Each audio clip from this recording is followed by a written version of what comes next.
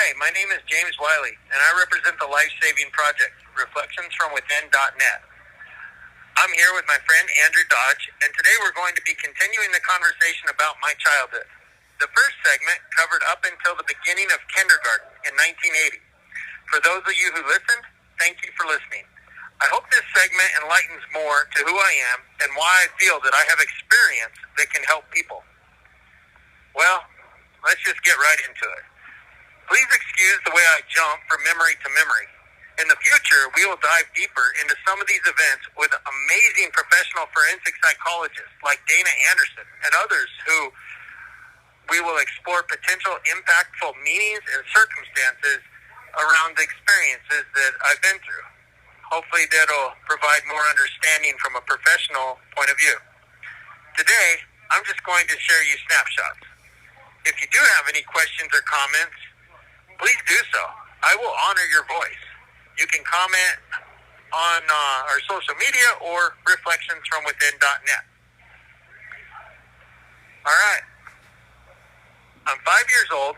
I'm living in Sheridan with my dad, and I'm grounded for wandering around without letting Dad know where I was. School is starting, and I'm all happy to be in kindergarten. I look forward to school. Dad walks me down to the hill, to the elementary school at the bottom of the hill. After a few weeks, something bad happens.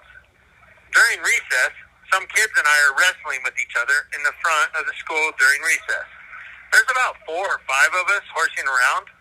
We're each bragging about how tough we are. It's a lot of fun. I remember the grass being green and long. It is soft enough so it feels like we're landing on a bed when we hit the ground. I win a match with one kid, and I'm about to start a new match when a crazy woman comes at me. She's wearing a big fur coat, lots of makeup, perfume, and boots all the way up to her thighs. The woman comes running across the lawn and grabs me. She picks me up, and I'm kicking and fighting to get free, but she's much stronger than me. She runs over to a Blazer with other people in it and puts me in the back. I look around, trying to figure out what's happening. As I sit in the back seat, the woman's telling me who she is. She's telling me she's my mom. Once I can process past all the perfume and makeup and clothes, I start to calm down. The other people tell me who they are, friends of Mom's. Mom is telling me that she's going to take me to be with my brother and how he misses me. So off we go. I find comfort in the idea that I'm not grounded anymore. We get to go on a big jumbo liner jet. So big. There's a television in it. My mom's telling me how Jesse loves to wrestle and how he will beat me. I tell her that I'm going to beat him because I'm better at wrestling. She tells me that he is very good and how he's bigger than I am. So I resolve and tell her that as soon as I see him, I will tackle him and we will find out who's better. We get to Lake Charles, Louisiana, and drive up to the daycare center where Jesse is. A woman brings him out, and as soon as I see him, I tackle him, and we start rolling around on the ground. My mom gets this coy look on her face as she says, "I don't know what's gotten into them." She's acting embarrassed and pleased. I'm puzzled. Side note here, before I continue, I just want to point out this event because it is relevant to so much in life, and in the future, this will be unpacked further. Okay. After we get up from wrestling around on the ground, Mom tells me that this preschool is my new school. I am not happy at all. I don't understand why I'm regressing from kindergarten down to preschool. I get over the regression. We live in a nice brick house, and I get to smoke weed and jump on the trampoline. I don't know why I start smoking weed. It's just there, and my mom is always doing it and sharing it with me. It feels good to be high, and I like it. It feels lovely to jump up in the air when I'm stoned. It feels like I can actually fly for a moment. For a spell, I'm not rising or falling, just floating in the air. My mom runs her own business out of the house. It is Foxfire Enterprises, or something like that. She has bull whips. They're fun to play with, but they can cause terrible pain. Mom sells all kinds of stuff. My mom is gorgeous, and she loves to show it. She runs around naked all the time and always tells us that we should be proud of our bodies and not hide them. She explains that we were born naked and we should not be ashamed of our bodies. Mom talks about how it is God's will. We are God's beautiful creatures. Side note. I didn't know it at the time, but when I got older, I learned that Mom was a Playboy bunny. She worked at the New Orleans Playboy Club. She showed me pictures of her with many celebrities like Brooke Shields and other beautiful people. Okay. Jesse and I play on the trampoline a lot. Jesse has golden hair that shines like the sun. It's funny when it flaps in the air. I have straight brown hair. We play a game we call copycat. The object of the game is to do what the other does and then add a trick. He will land on his butt and then bounce back up. I will land on my butt and then do a different trick. I will land on my back and then back up. Jesse will do the first two tricks and then add another. When someone forgets a trick or can't do a trick, they lose. Jesse's smart, and he always remembers the tricks. I try to do the hardest tricks I can, because if we go on for a long time, he wins, because I usually forget the order of tricks. When other neighborhood kids want to play with us, Mom has us give them papers that their parents have to sign, so they won't sue us if they get hurt. If their parents don't sign the papers, then they can't play with us. No one ever gets hurt. Jesse and I are good jumpers. People come and go all the time. People sometimes stay for a week or a day. It is just constant traffic. The people all blur together, and I do not give them any mind. I have a strong, agile body because we're always active. I love to show off and am excited when I learn I can climb a door frame. I figure out that I can brace myself in between the door frame with my arms and legs, and I can climb all the way up. When Christmas arrives, my brother and I go out to see what Santa brought us. We discover not a single present under the Christmas tree. We go to lunch, and when we get back, there are 2 presents under the tree. An inflatable blow-up remote control robot for me, and Jesse gets an inflatable Weeble Wobble. Mom, Jesse, and I take a trip to Texas to party and do some flea markets. We're at a huge apartment complex, and there is me and some kid in the pool playing on a raft. There's a group of people all around the pool drinking and partying. The sun's shining bright, and it's a hot day. The kid falls off the raft and starts sinking to the bottom of the pool. He's just looking at me. I look at him, but do not know what to do. Finally, I start making a lot of noise, and someone notices what is happening. Someone on the edge of the pool jumps in and pulls the kid out of the water. The kid's not breathing, so someone gives him CPR. At the time, I did not know what CPR was. I just saw the person blowing air into the kid. After a few very tense moments, the kid starts spitting water. He's okay, but his parents won't let him back into the water. Soon after that, something happens and Mom goes away. We're with Grandpa into the water. Soon after that, something happens and Mom goes away. We're with Grandpa. I have no idea where Mom went. She's just gone. I'm about 6 years old now. My little brother Jesse is about 4 years old. We're living with our grandpa in Lake Charles, Louisiana. The 3 of us are getting ready to go on a camping trip, and we just have to stop at the storage lot first to get some supplies. Grandpa loads the supplies without any problems. We all get in the old light blue Scout International, and camping we are going. Driving around the corner to leave the storage rental place, the passenger side door swings open, and Jesse starts falling out. Everything's moving in slow motion. He's reaching for me and looking right at me. I'm reaching for him, but I'm not fast enough. It seems like everything is in slow motion, as if time is frozen. He stays just out of my reach. He falls out backwards and out of my sight. Grandpa keeps driving about 20 more feet, and then he stops the vehicle. I jump out and see Jesse as just a bloody clump on the asphalt. The trailer we were pulling ran over him, and his head is all bloody. Jesse's not moving. My grandpa is yelling that it's my fault because I was supposed to be by the door. I'm the oldest. It's my responsibility. It's a hot, sunny day, and the asphalt's very black. Everything is bright, and I black out. The next thing I know, my mom's there, and she's saying something about Mike coming down. Mike is my father.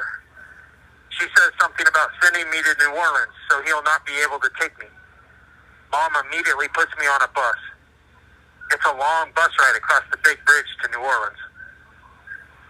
I spent months living with my Aunt Anita and Uncle Jim up in New Orleans.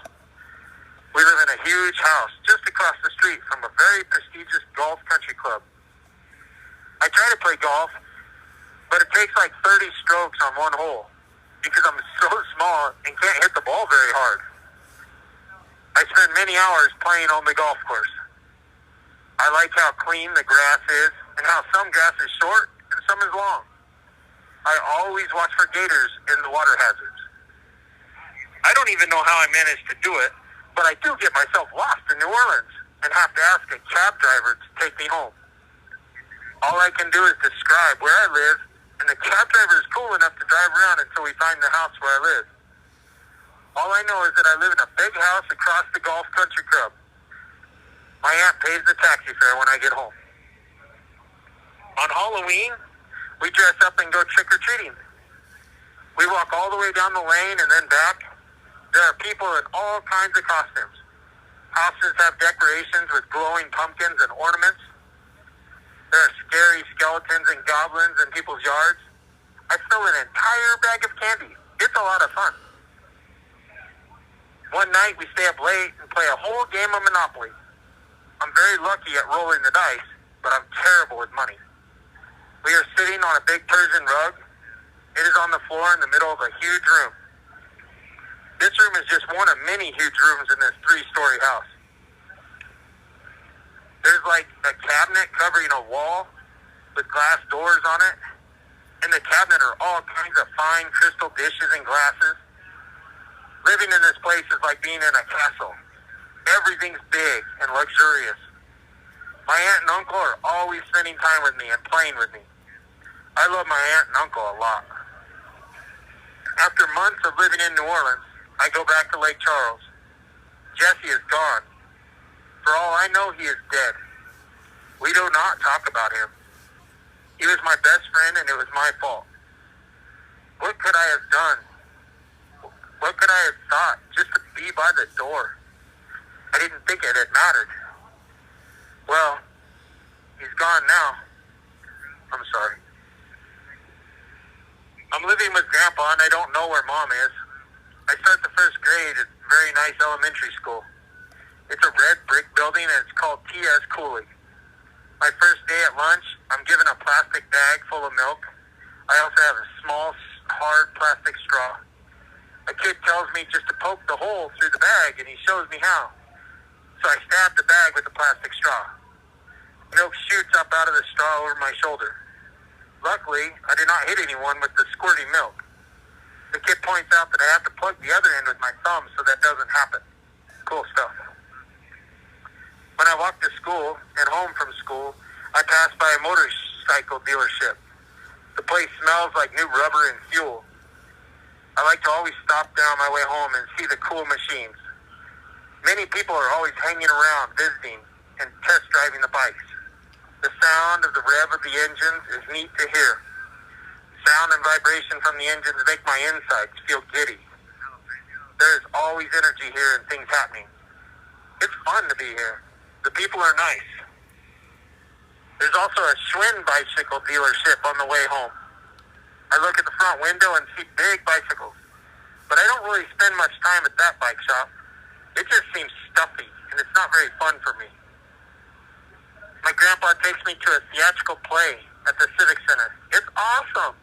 The scenes change, and there's huge walls of pictures that are changing with different scenes. Everything is clean, and the colors are vibrant. I love it. Every morning, my dad and Grandpa and I have a ritual. We get up about 6 and we both walk over to the new Kroger's, which is across the street from the abandoned Kroger's building. He orders coffee and I get milk and a donut. Sometimes I get to sample meats and cheeses if the samples are out on display. Then, after breakfast, we walk back to our house. We get on his big Honda Goldwing and drive back to the post office. One day he shows me $100 bill. That is the coolest. He tells me that there are $500 bills, but I do not get to see one. My grandpa always flirts with the girls at the counter, and they are friendly. I asked him one day why he doesn't date one of them, and he just shuts himself off and talks about how he was married and how that's just the way it is. I never really understand him on that. My only conclusion is that he still loves his ex-wife, my grandma. I don't understand why they split up, but I can see his pain, and I'm mad at my grandma for leaving him. I'm 6 years old, and my grandpa is taking me to Kmart. Then we are going to the movie theater across the street from Kmart. We're on Grandpa's big Honda Goldwing, and we are driving across Lake Charles. Kmart is about 10 miles away from where we live. This is the first time he's taken me to Kmart. Usually we just go to the Kroger's across the street from our house. We get to Kmart, the store is big. He tells me that at 1 o'clock to meet him out front so we can go to the movie theater across the street. We're going to see a movie too. I tell him okay, and then I head over to this toy section while he takes care of some business somewhere else. At about 1:45, I start looking for my grandpa. I go outside and there's no sign of him. I go inside and ask the help desk to page him. The clerk at the desk pages him over the intercom, but he does not come. When I go back outside to check where we parked, I see that his motorcycle is gone. So I look over to the movie theater, and there's no sign of him there either. I am puzzled and scared because I don't know how to get home. This does not make sense because I don't know where my grandpa is. The area is new to me. I've never been to this part of town. Searching for something familiar, I see foreign buildings and streets in all directions. So I don't know which way is home. Uncertain and unquestioning. I try to figure out where Grandpa is, and I try to figure out where home is. After a while, I pick a street and start walking down it warily. After I walk many blocks, there's a building on my right with many stores in it. It's like a shopping center. Further down the street, I see an underpass. And I think I can vaguely remember that we drove under one on our way to Kmart. But I'm not sure. I go into one of the stores in the shopping center. It's a bridal shop. It smells neat, and everything is spotless and clean. There are a couple people working in the store, and I ask them for help. I ask them where the Kroger's is. I know if I can find the Kroger store that I will be near home. They help me and tell me it's on 12th Street. I'm not sure where that is, but it is a start. They point out which direction it is, and I'm happy to find out that I've been going the right way. After thanking the nice people, I leave the store and start walking again down the street. It seems like I'm not going anywhere as I walk and I walk and I walk. I'm getting tired, and I'm still not sure where I am. I'm constantly trying to find landmarks I know, but nothing. The sun getting low on the horizon, and I know it'll be getting dark soon. This sense of being lost is starting to scare me a lot. Finally, I come upon some railroad tracks, and I know that railroad tracks are also right across the street from our home. So I turn right and start following the railroad tracks. After going a few more blocks, I see the Kroger's parking lot, and then my home. I made it. When I go in, my grandpa is cooking dinner. I ask him where he went, and he looks surprised to see me. He barks at me. He makes statements. The subject is closed.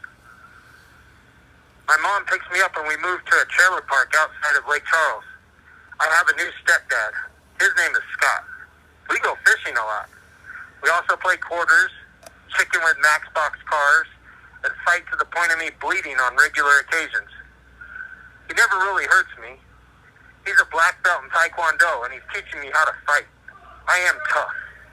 I get to where I can sidekick the top of a door frame. When the 4th of July comes around, we buy all kinds of fireworks and play war. We throw black cats at each other and shoot bottle rockets at each other. I have one go off in my hand, and it hurts a lot. Another black cat explodes about a foot in front of my face. It stings and it's loud. We set this one with a bunch of little red plastic missiles on a hill. Scott lights the fuse and missiles go wild. The missiles have us ducking for cover as they are shooting randomly all over the place and making wild whistling noises. He teaches me how to cheat at games. I learned how to manipulate coin flips and cheat with cards. He shows me how to mark cards and how to deal them so I can either know what people have or control what they get. We travel around the nation working gun shows and flea markets. That's our lifestyle. I spend days searching the grounds of flea markets looking for deals and finding stuff to hustle with. I'm a good wheeler and dealer. On a lake in Tennessee, a storm catches us, and we almost don't make it across the lake before going over the spillway. It's rather scary and exciting. Right before the storm started, I had a bite from a fish. It bit so hard directly under the boat that it instantly bent the rod and snapped the line. Talk about the big fish that got away. Mom and stepdad get into a fight at the trailer, and she sends me outside. He ends up shooting at her with a .22 rifle and hits some cardboard bins filled with clothes. The clothes in the bin stop the bullets, so she's okay. I'm 7, and I'm with my mom and my mom's worker in the Florida Keys. We're living in a bungalow on one of the islands. There are snails everywhere and mosquitoes too. I get to eat squid and swim in the ocean. There are parties all over the place. I really like the nighttime entertainment at the bar where we listen to music and eat all kinds of lobster. We go swimming at the public pool on one of the islands. The girl and my mom steal my swim shorts and leave me in the pool. They're teasing me and I'm too embarrassed to get out of the pool. The day is sunny and there are many people around. They leave my swimsuit about 10 feet from the edge of the pool. It is sitting on the concrete under some big Greek-like pillars. I look at the trunks and look around. Finally, I just say to hell with it and get out of the pool to go get my shorts. I'm embarrassed because they're teasing me, but it does not stop me. Later, we're sitting in the van and talking about hickeys. This girl with my mom is 17 and she's very pretty. She gives me hickeys and I think that is cool. I like her a lot. I have a silver and turquoise necklace that I've had for a while, and I decide that I'm going to give it to her. She accepts it and she likes it. That means a lot to me. That night, she meets some young man and she hooks up with him. They start dating. She quits working for my mom and goes off with this man. I'm heartbroken and mad. I was not old enough and did not know. I'm just plain infuriated. I gave away my necklace. That necklace meant a lot to me. She could have at least given it back. My mom, Scott, and I are living out of our van. We're always traveling and moving around. Our lifestyle is working and hustling. We find flea markets and we hustle. We trade stuff to get other stuff. My mom and I find cheap stuff in one place and we sell it high somewhere else. Our way of life is week to week. We live in a van. She and I spend a lot of time looking for arcades that offer 5 tokens for $1. Any penny, any hustle, whatever it takes to get ahead. There's a huge arcade and go-kart track in Hollywood, Florida.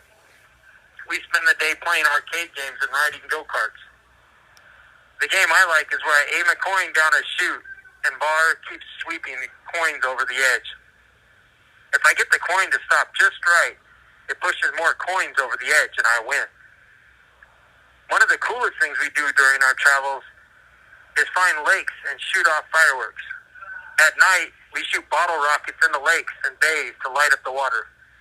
It looks like lightning through the water. I love seeing that.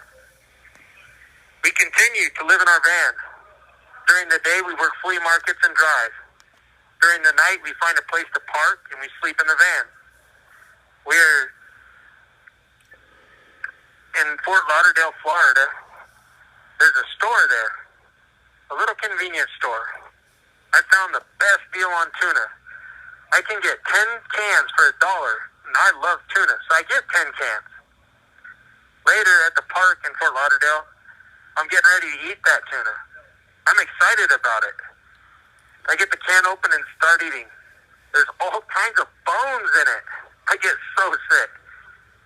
I lean out of the van and puke on the asphalt of the parking lot. The parking area's night lights are shining down on me. Yup. It's about 2 in the morning, and we're driving around the back streets of Fort Lauderdale. We heard there's an arcade in the area that'll give 5 tokens for $1. We're always looking for a good deal. We find the arcade and go inside. It's just a tiny little place. It's about the size of a 7-Eleven, but it has Pac-Man. I love Pac-Man.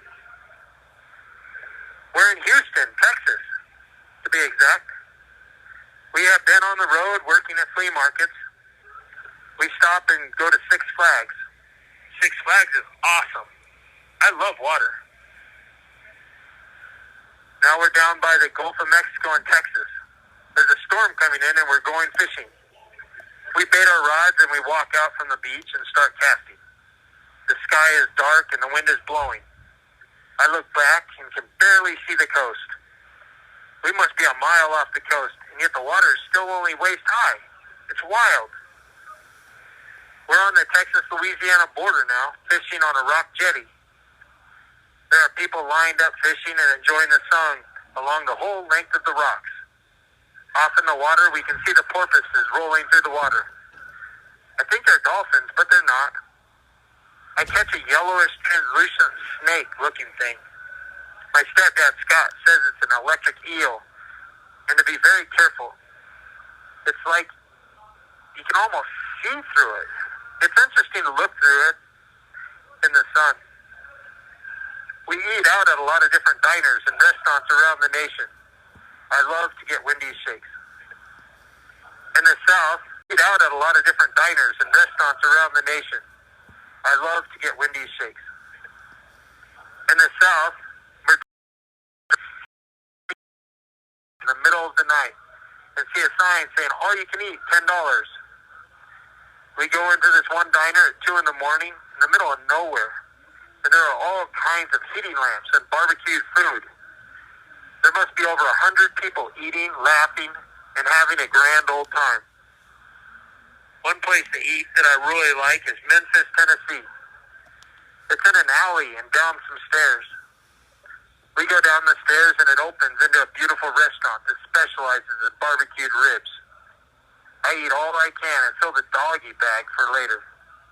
As we are leaving, the waiter gives us little chocolate mint candies. We're traveling in Tennessee. We've been finding flea markets and working. We go to a museum where we see cars. One car that has us excited is the General Lee. I love the Dukes of Hazzard. Another car that we look at is a heap of metal that is 3 feet square. We're traveling in Tennessee. We've been finding flea markets and working. We go to a museum where we see cars. One car that has us excited is the General Lee. I love the Dukes of Hazzard. Another car that we look at is a heap of metal about 3 feet square. The metal cube is an entire car that has been compacted. It's hard to imagine how such a big car will compress into such a little box. Entire car that has been compacted. It's hard to imagine how such a big car will compress into such a little box. I'm 7 years old. We're driving to Sulphur, Louisiana. It is just outside Lake Charles. My mom has a friend there that we're going to see. There are big, beautiful swamp trees everywhere. We pull up into a clearing where there is a small camper trailer. My mom knocks on the door and a man opens. We go inside and it's cozy. It's a little smoky though. My mom and the man talk for a little while about this and that.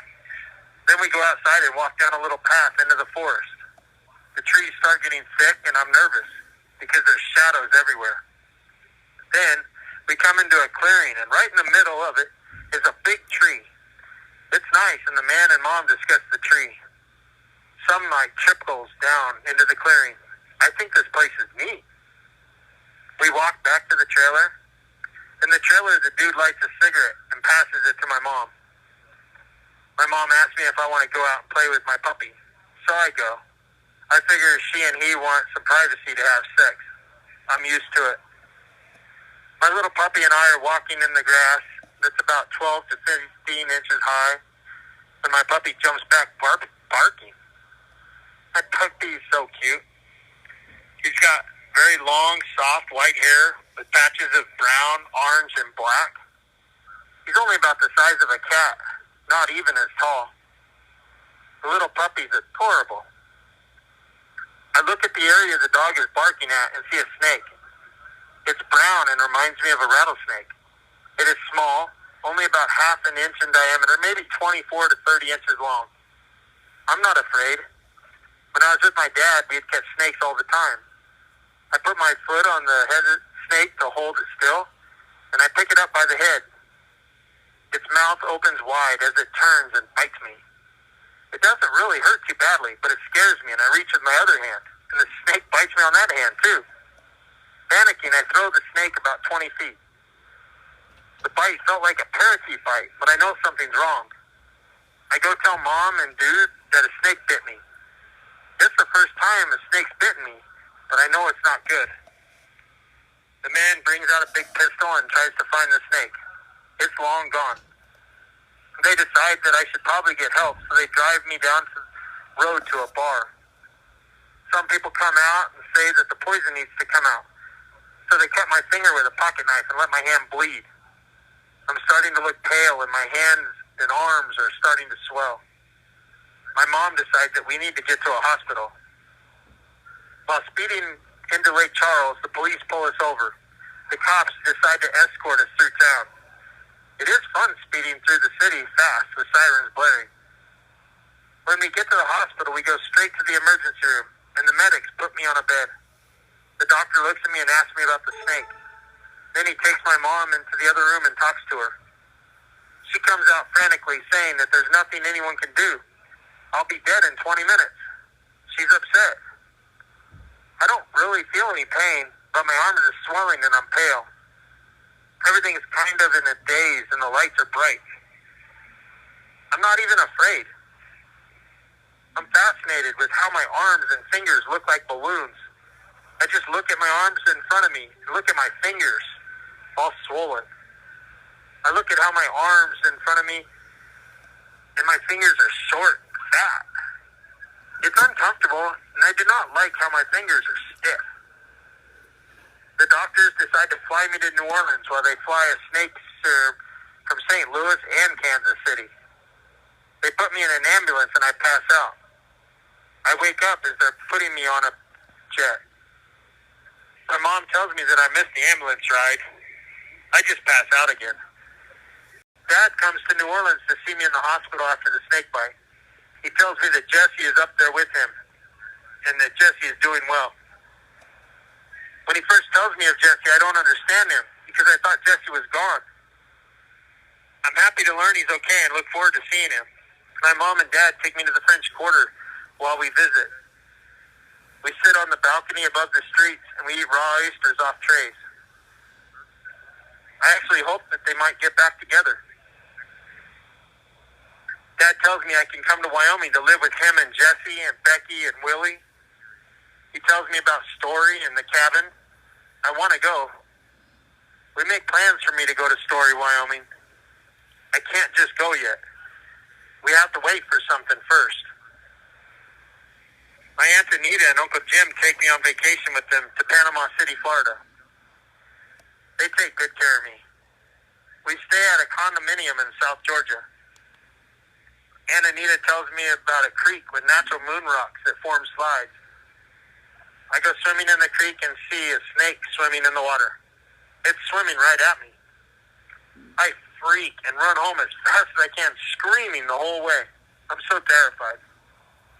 I'm sure I've set a land speed record. I could not get far enough away from that snake fast enough.